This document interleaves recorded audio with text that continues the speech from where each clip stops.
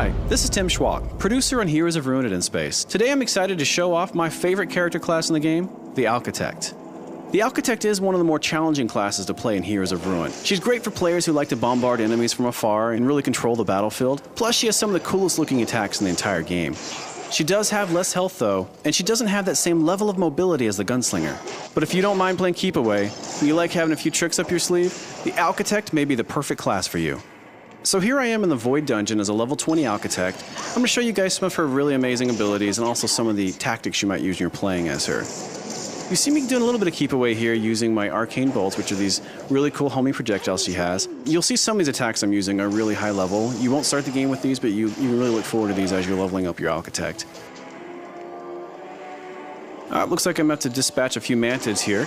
I'm of course in a solo game now, but as we all know, I could play with up to 3 more of my buddies in local or online multiplayer with voice chat. This is my Phalanx attack. This thing is amazing. It's one of my favorites to use. Okay, I'm also going to use up some of my buffs here. You see I just triggered the Energize, which gives me a lot of energy and a little bit of a speed boost as well. One really cool thing about the Architect that she benefits probably more than anyone else from is that I can switch my powers on the fly just by tapping the power icon on the lower screen.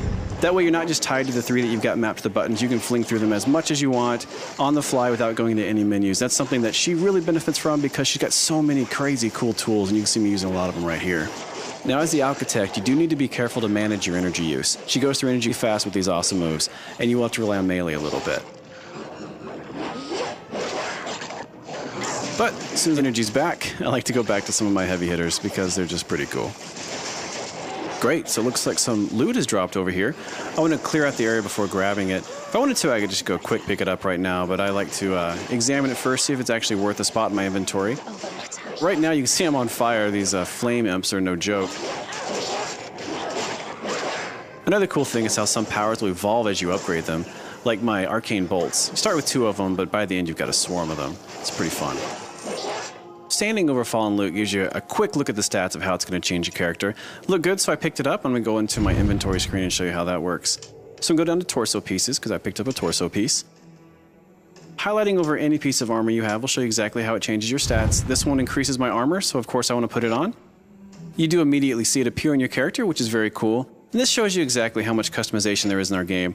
There's so much loot that my Architect is always going to look different than yours, and it's really cool just to walk around and see yourself evolve over time. Before I go too much further, I'm going to stop here. I'm going to show you guys a skill tree and purchase a new power. I'm going to go over here and all the way down. I'm going to purchase a solar beam.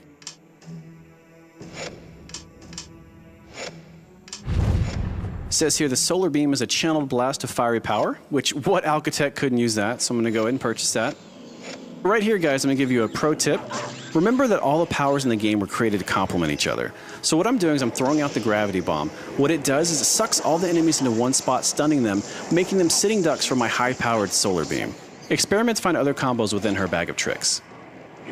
Not only in Heroes of Ruin do we have really amazing enemies, we also have some pretty special mini-bosses and some really amazing end bosses. This is an example of one of our mini-bosses. This is the Blade Devil.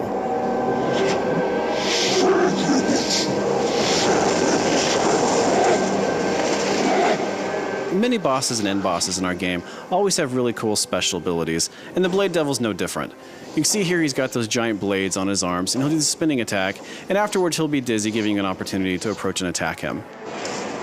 Now each of the special encounters in our game does require a different approach. As not to give anything away in this battle, we're actually going to jump to the end and show him defeated. We do have a lot of gameplay variety in Heroes of Ruin as well. You see a puzzle appear right here, but before that I want to come over here and show you that once you defeat a boss, you also get boss treasure, and who doesn't love treasure? This could be good. Nice, got some epic gear here. Fantastic. And I got some stuff for the Savage here I'm going to go ahead and sell. It'll put it into the Traders Network, and I can sell it via Street Pass. So I'm going to go ahead and interact with the puzzle here, just show you a little bit about what the puzzle does. I'm not going to give away the solution, although it is randomized every time you play, as is much of our game. But just to show you a little bit of the variety we do have here in Heroes of Ruin, there are quite a few puzzles throughout the experience. Jump to the end and show it solved without giving anything away. Now that I've completed my quest here in the Soul Void, I'm headed back to Nexus to stock up on items, sell unwanted loot, and continue on my journey to find the cure for the curse on our founder Ataraxis.